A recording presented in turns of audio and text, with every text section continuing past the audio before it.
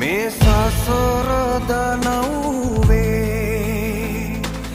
අපි අසරණ වෙලා වගේ හිතට දැනෙනවා බුදුහාමුදුරුවනේ. හායි සතුටින් පටන් ගන්න පුළුවන් vlog එකක් නෙමෙයි මේක. ඇත්තටම කිව්වොත් අද දෙසැම්බර් 4 වෙනිදා. ඒ කියන්නේ මේ පොය තමයි අද පොය දවසක්.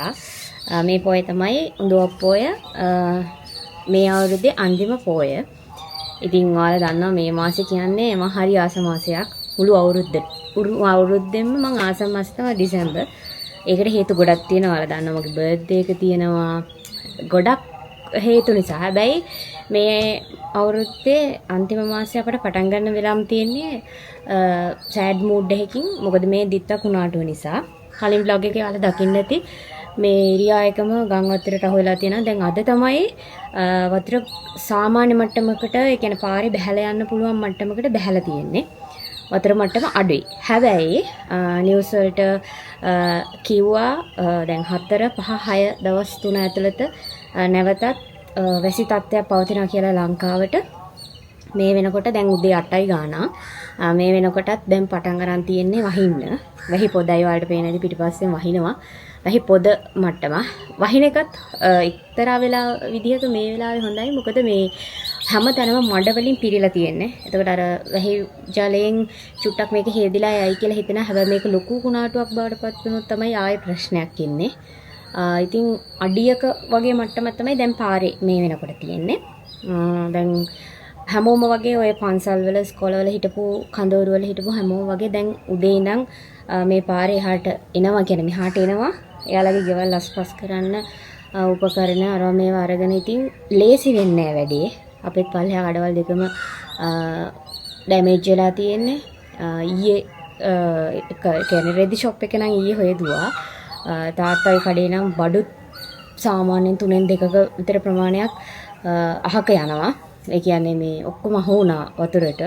දැන් අද ඒක පටන් ගන්න අම්මයි අයියයි ගියා පහලට. මම නම් ඇත්තටම මේ පල්ලෙහාටවත් බැස්සේ නෑ මේ දවස් ටිකේ. කියන්නේ මට මම ඉන්න සිටුේෂන් එකත් එක්ක මට හොඳ නැහැ මේ වතුර පෑගෙන්නවත්. ඒ නිසා මම උඩටම වෙලා තමයි හිටියේ. ගියෙත් නැහැ, යන්න වෙන්නෙත් නැහැ කොහොමද මට මේ පැත්තට. අයියට කියලා මම වීඩියෝස් කිහිපයක් ගන්නම්. ඔයාලට මේ වීඩියෝ එකේ දාන්න. වීඩියෝ එකක් කරන්න හිටපු එකකුත් නෙමෙයි. හැබැයි මට හිතුණා අවුරුදු 10කට විතර පස්සේ මෙහෙම දෙයක් ඇවිත් තියෙන්නේ සහ මගේ ෆස්ට් අත්දැකීම, කියන්නේ මගේ පළවෙනි අත්දැකීම ගම් වතුරකට මුහුණ දීපු. කවදා හරි දවසක අපිට බලන්න හරි මෙහෙම දෙයකටත් අපි මුහුණ දුන්නා නේද කියලා පොඩි vlog එකක් හදලා තිබ්බොත් හොඳයි කියන අදහසින් තමයි මම මේක කරන්නේ.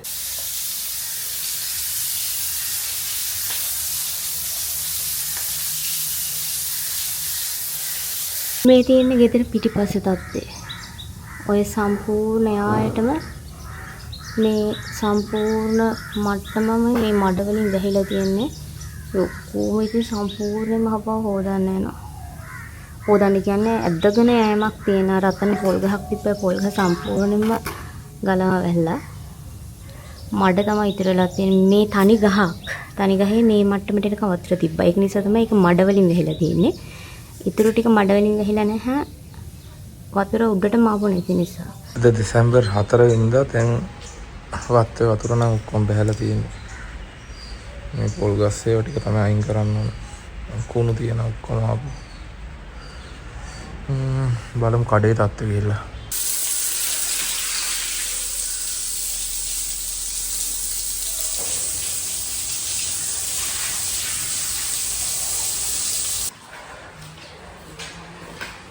කඩේ අරගත්තා. දැන් ඇතුළට යන්න ඕනේ. ගුරුලේ බඩු කැඩිලා මේ තියෙන්නේ අර මේවා අර ඉන්දිකටු පැකට් පිටින් ගහන් ඇවිල්ලා තියෙන්නේ මේ. ගුරුලෙත් කුඩු වෙලා කොහොමද දන්නේ? හොඳ වෙලාවට එක ගුරුලෙත් කුඩට ගත්ත අපිට ගන්න කියලා. ඒක වතුරට පාවෙලා ඉන්නේ තිබුණා. ඒ ඉතින් පාවුණත් දෙයනේ මේ.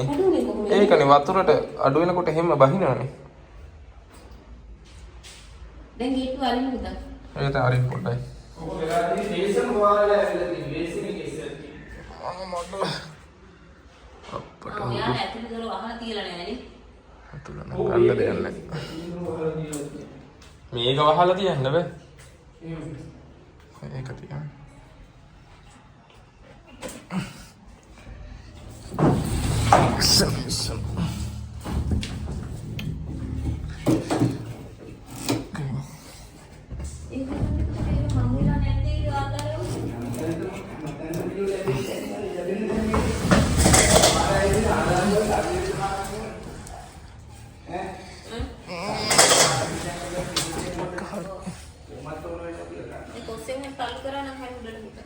මොනවද? ගේට් එක. උඩට වතුර ඇවිල්ලා තියෙනවා. මීටරේ වැහිලා වතුර ඇවිල්ලාද? ඔව් මීටරේ වැහිලා.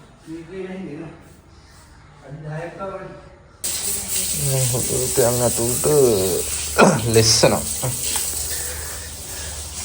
ප්ලාස්ටික් බඩු නම් ඒ හොදලා මොන හරි කරලා ගන්න පුළුවන් හොඳ තත්ත්වයක තිබ්බොත් අප්පා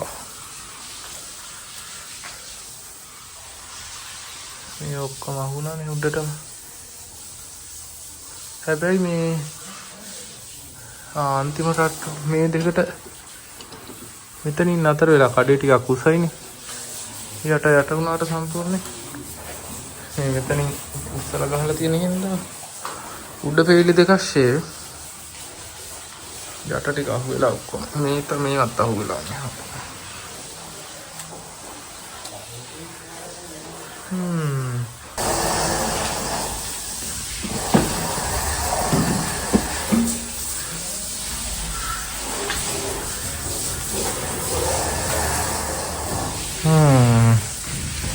දැන් එනවා මෙතන තස් කරන්න පටන් ගමු.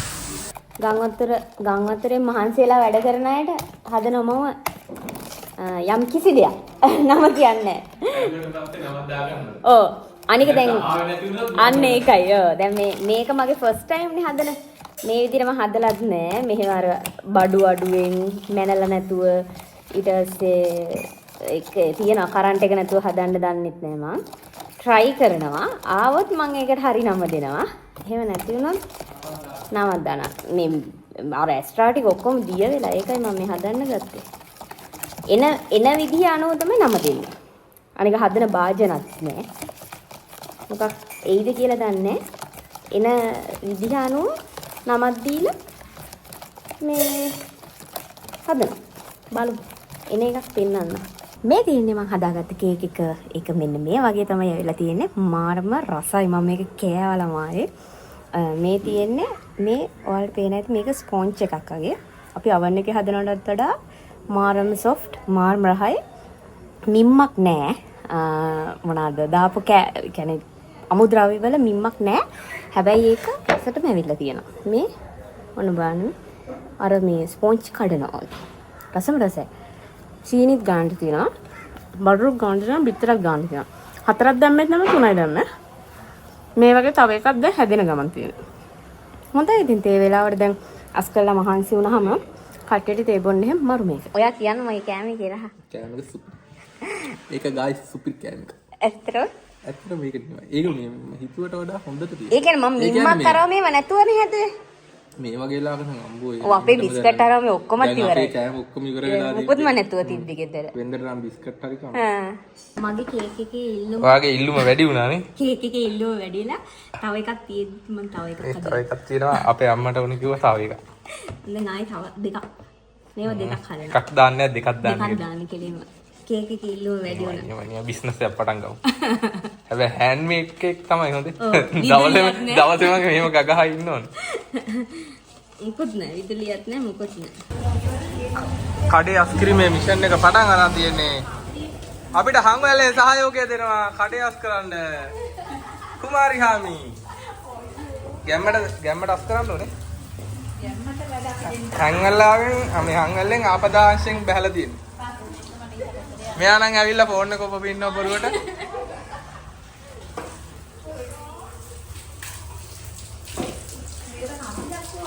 දැන් නම් අපි පෙන්නන්න අස් කරපු බඩු ටික මුලින්ම අම්මෝ මේ තියන්නේ ගයිස් මේ ඔක්කොම දැනට ගැම්මට පොඩ්ඩක් හොදලා ගන්න පුළුවන් ටික අරන් තියෙන අනිත් ඒවා අයින් කරා ආපදා වලට අවශ්‍ය බඩු වයිපර් කොසු ඕන කට්ටිය ඉන්න නම් අමතන්න.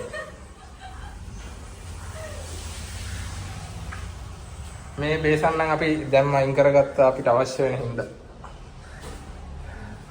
මේ කඩේ පොඩ්ඩක් සැලකිය යුතු මට්ටමකට ක්ලීන් කරගත්තා. ඊට පස්සේ අතන පොල් ගහ කපා ඉවත් කරගත්තේ නැහැ. කපලා අයිනකට කරා පොඩ්ඩක්. ඒක මොක හරි කර ලොකු කපන කීයටක් ගෙනල්ලා ඔතනින් අයින් කරලා දාන්න ඕනේ. පිටි කඩේ උරුණාට පස්සේ මේ පිටිපස්ස තමයි සුද්ධ කරලා ගන්න ඕනේ අත තත්ත්වෙට. අන්නෝක තමයි තත්ත්වේ. ත්‍රී වීල් එක ගෙනාවා දාලා තිබ්බහින් පොඩි අවුල් ටිකක් තියෙනවා. ඒක පොඩ්ඩක් හදන්න වෙන එක තැන තිබ්බින්ද. සැරටම අවුල්නේ. ඒක තමයි මොකද්ද දන්නේ කේස් එක. ගන්න දීලා බලමු. ත්‍රී වීල් එක ගන්න ගිය වෙලේ කෑම එකක් හම්බුණා. මෙයාට දෙන්න කියලා. බලන්න. සුදු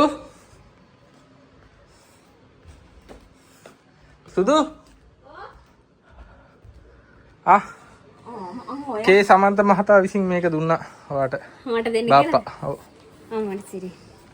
rice and curry special pack එක. කොහෙන්ද මේ ගම් වතුර ආදාරද? නැත්නම් මේ බාප්පා දන්නේ කොහෙන්ද කියලා. ඔයාට දුන්නා දෙන්න කියලා. පින් සිදු වේවා. දැන් වෙලාව හවස 5යි. අයියා හැම තාම අස් කරනවා කඩේ. අස් කරනවා කියන හොදනවා මඩ ලොට්ටයක්.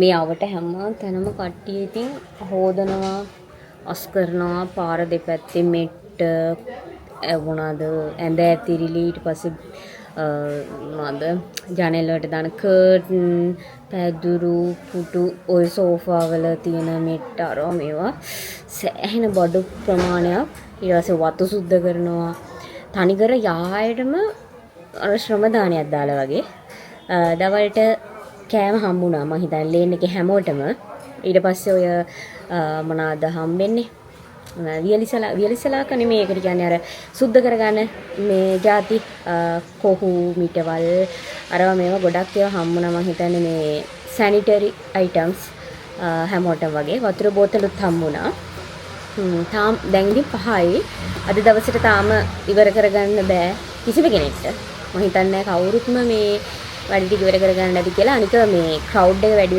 වෙන්න අර වතුර මේ ප්‍රෙෂර් එකත් අඩුයි එතකොට ගොඩක් අමාරුයි මේ මම අයියාගේ ටී-ෂර්ට් එකක් අරන් ඉන්නේ මම දැන් අයියාගේ ටී-ෂර්ට් තමයි අඳින්නේ මට අර මගේ තීච්ච ඒවා මේ අඳින මදි ඒක නිසා මම අයියාගේ වඳින්නේ ඔක තමයි ඉතින් මේ වෙනකොට අප්ඩේට් එක මම එයාට කියන්නම් පල්ලෙහා කොච්චරක් දැන් දුරට ඉවර කරලා තියෙනවද කියලා පොඩි වීඩියෝ ක්ලිප් එකක් ගන්න කියලා මට මෙහෙම ඉඳලා පුරුදුත් නැහැ ඒ කියන්නේ අර මොනවා හරි වැඩක් තියෙන වෙලාවට වැඩක් කරන වෙලාවට කවුරු හරි උඩට වෙලා නිකමෙක් වගේ ඉන්න එහෙම පුරුදු නැහැ මට එහෙම නැත් බෑ ඒත් දැන් කරන්න දෙයක් නැහැ මේ මට පල්ලෙහාට යන්න විදියක් නැහැ මම තනියම හිටින් දැන් මං ගිහිල්ලා උදව් කරනවා ඕකට දැන් ඉතින් මම තනියම නෙමෙයි ඉන්නේ මට වඩා දෙයක් මම පරිස්සම් කරන්න ඕනේ ඒක නිසා මම උඩටම වෙලා හිටියා මම ඔය කේක් හැදුවා ඒවා මේවා කරා ඊට පස්සේ චිත්‍රයක් පාඩ කරා කම්මැලිකමට ඇඳට වෙලා හිටිය නින්දයයිද කියලා බලන්න නින්දයක් නැහැ තාම අපිට කරන්න නැති නිසා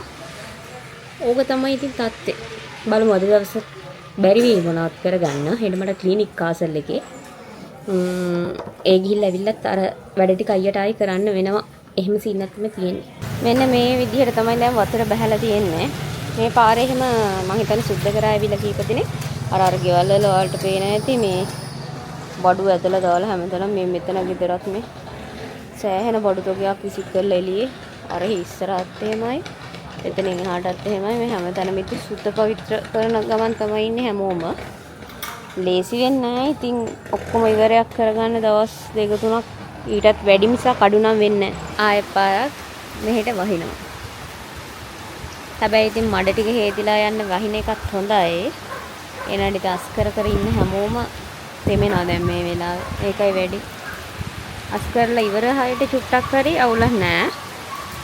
ලොකු වැස්සක් එනවා. අම්මෝ තිබෙනවා. පොඩියට පටන් ගත්ත වැස්ස දැන් ධාරානිපාත වැස්සක් බවට පත් වෙලා. ඒ නිසා මම දොරවල් ජනෙල් ඔක්කොම වහලා ඇතුළට වෙලා ඉන්නවා.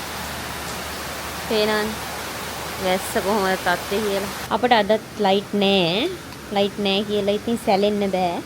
එළියට බංකොටලා ඉන්නත් බෑ වැස්ස. මම ඒක නිසා ඇඳ උඩ තියාගෙන චිත්‍ර පාට කරනවා. මම චිත්‍ර පාට කරා මේකත් දැන් පාට කරේ. මේක පාට කරන ගමන් ඉන්නේ දැන්. මම තව පාට කරොත් මේ vlog එකේම පෙන්නන්නම්. දැනට මෙච්චරයි.